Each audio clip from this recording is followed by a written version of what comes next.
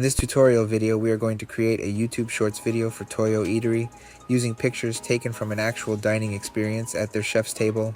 After creating a new blank video, choose the option to generate videos instantly.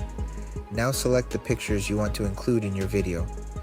I've uploaded all the pictures and short videos uploaded in Canva. Once you select the photos and videos to include in the video, enter a description of the video to be generated.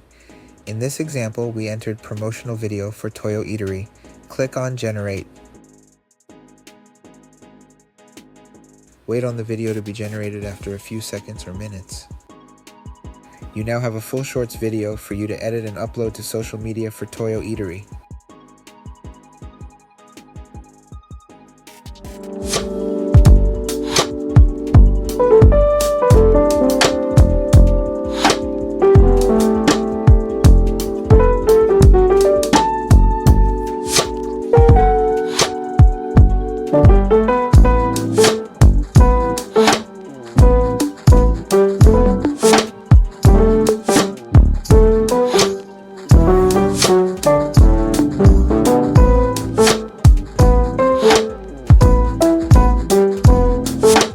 Thanks for watching and see you in the next tutorial video.